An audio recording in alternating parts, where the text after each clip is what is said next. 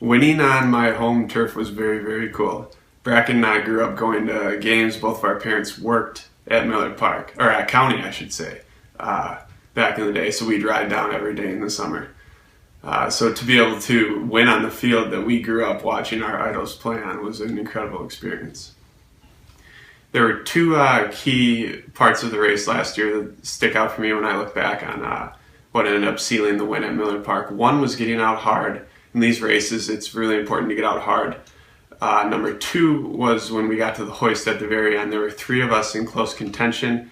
The second and third place people could not get their hoist up and had to do burpees. And luckily, because of some of the training that I've been doing, I was able to get that hoist up and then get to run through and finish on Miller Park's field. Well, I think the most difficult obstacle would be the spear throw. It's the one that everybody fails, especially your first time. It's almost impossible to make. But it's more of a skill than something that's physically hard. And mostly it's just people want to try to be athletic, so they throw. And if you throw like an athlete, it's impossible to hit. You have to throw it like a dart. So instead of actually following through, you have to just use a jerky, short little motion. And that's tough for a lot of people to grasp. So it takes a little bit of practice, but it's worth it to avoid the awful 30 burpees. Okay, I think that, first of all, there's no reason not to try it because you'll never be the worst person there. Everyone's out of shape that tries it. And so it's kind of a community thing. They lift each other over obstacles. If you can't get up a rope, they'll help you. Not much to be worried about. But I would work on pulling things. In a gym, pulling things down, try to climb a rope, get your hands and wrists just a little bit stronger, and that makes everything easier. Yeah, a gym is really convenient and it's helpful. But most of the things that you need for the sport you can get at home. And I think the two biggest are running and pull-ups. You can always get better at running and you don't need a gym for that. And pull-ups help you on just about every single obstacle. Grip strength and forearms and shoulders are just huge for everything obstacle racing. Where do you do your pull-ups? I do my pull-ups in the garage or in the basement. Yeah, we do a lot of practicing on our own without a gym. The key to that is thinking outside of the box. So for some of the things, what we may do is rig some weight up to a rope and put that over a tree branch. You can also rig up your own target for the spear throw, taking just cardboard boxes and other things. So if you're willing to think outside of the box and make these things your own, you can get good at obstacles outside of the gym.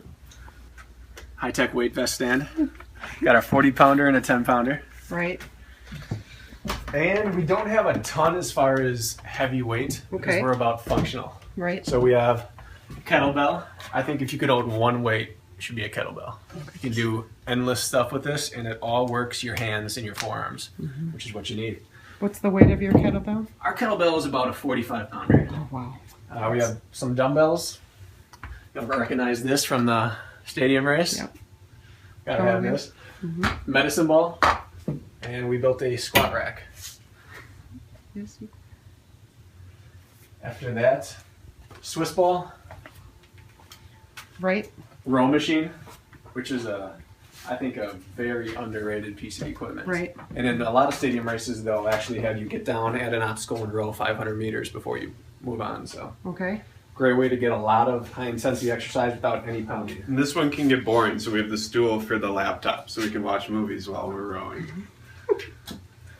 And then treadmill. I'm not a fan of treadmills, but No. living in Wisconsin, sometimes you can't get on the roads. And this one's special. It raises up to a 40-degree incline. Okay. And a lot of these races take place east and west coast, and we're in the mountains. And since we don't have mountains, this is how we simulate our mountains. And that is pretty much the extent of our home gym. Yeah. So if you're planning on running an obstacle race, we have a few essentials that you should probably look into purchasing. All right, first thing is footwear. You can lose more time on shoes than anywhere else. So if you're running outdoors, some sort of trail shoe with lugs on it. They're light, they don't retain water or mud when they get wet. You're not adding a ton of weight, but the lugs make it so that your traction is keeping you from slipping and sliding all over the place. But if you're gonna do a stadium race, some sort of light, low profile running shoe is best. Grip's gonna be fine because you're indoor on concrete, but you don't want the lugs on it, the outdoor trail shoes, because you're gonna trip on the cement, on the steps, you're gonna be slippery. You don't want to catch it on walls, things like that. But something light and cushiony that you're going to be comfortable and fast for 3 to 4 miles.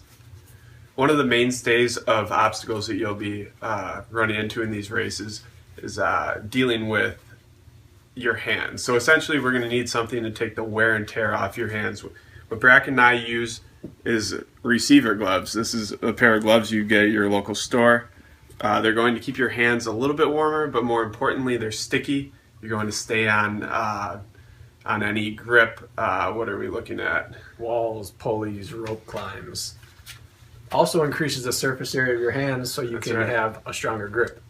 When it comes to bucket carries and other things, they're going to take a lot of that wear and tear off your hands. They're going to be a lot fresher because of it. Another constant in these stadium races, which we'll notice in Miller Park, is crawls. But the mud that you usually run into is now replaced by concrete. So what you'll want to look into to save your knees and elbows and arms from getting cut up too much is longer spandex or kinesio tape to put over your knees. Now these gloves are like $50. These are high-tech Cold Gear Under Armour gloves, but $15 at Walmart. Real cheap and easy gloves. If you rip them, you're not too upset about them.